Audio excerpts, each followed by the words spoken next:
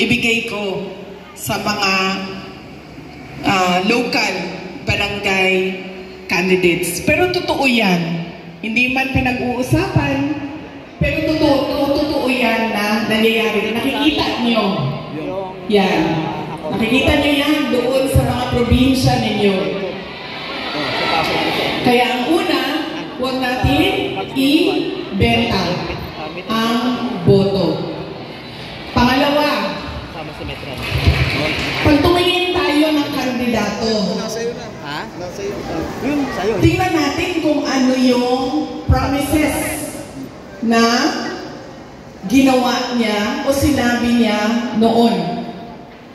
Tapos, tingnan natin, binigay ba niya yung kanyang promise? Saan? Isa sa Tagalog ng promise?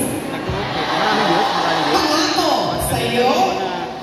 Binigay ba niya ang pangako niya sa'yo? O iniwanan ka lang niya sa ere? At sumama sa iba?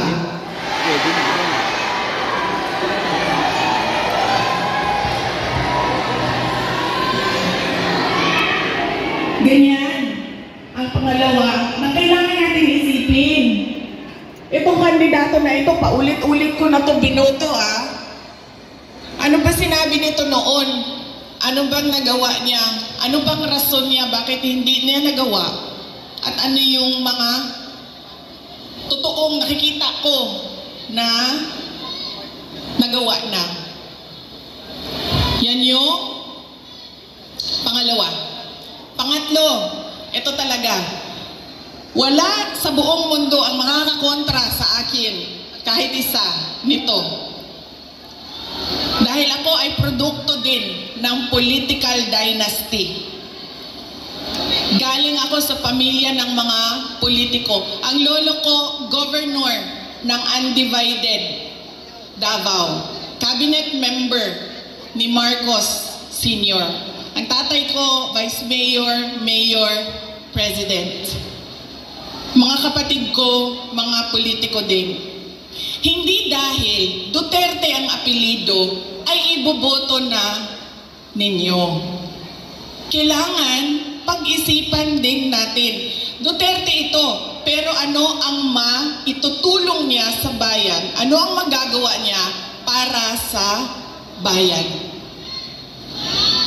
Kaya hindi pwede na pabalik-balik lang na apelido ang binoboto natin. Kailangan yung anak, yung apo, yung asawa, kapag tumayo sa harap ninyo, ay meron siyang sinasabi. Hindi yung tatayo siya at dahil Duterte siya, kakanta na lang siya para sa inyong lahat. Pangako sa'yo. Diba? Hindi pwede.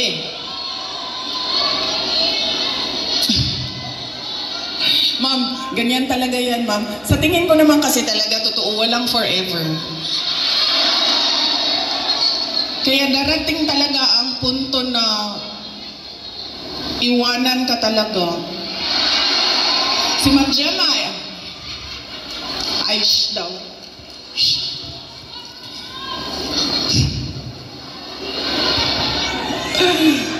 Diba? Hindi pwede yan. Hindi na pwede. Kasi yan yung ganun tayo dati. Oo, eto. Tinanong ko isang beses dito sa Manila, sa NCR. Tanong ko, Ma'am, sinong kandidato niya sa mayor? Sabi niya, si ano, ganitong apelido. Sabi ko, di ba sila din yung mayor dati? Sabi niya, oo, yung uncle niya. Sabi ko, so bakit yan pa rin ang pipiliin ninyo? Sabi niya, nasubukan na kasi. So, syempre ako, hindi na lang ako nagsalita. Pero nakita ninyo yung ang ating behavior sa pagpili ng kandidato. Dahil anak, apo, asawa, nasubukan na kasi, parehong apelido, go. bibigay ko na yung napaka-special na right ko na bumoto. So mahalaga, hindi dahil anak, hindi dahil Duterte ang apelido, ay iboboto nyo na. Pag-isipan ninyo, ano ba ang dala niya sa lamesa? Ano ba ang dala niya para sa bayan? 3, huwag ibenta ang boto. Ano ang mga pangako na napako? At pangatlo ay, hindi dahil galing yan sa sikat na pamilya ay iboboto na ninyo kaagad. So tingnan natin ang mga karakter, accomplishment, abilidad, kapasidad ng mga kandidato nating senador. Kapag inutusan yan bumili ng suka, automatic na yan, may abilidad na yan. Diba? Saan nanggaling ang abilidad niya?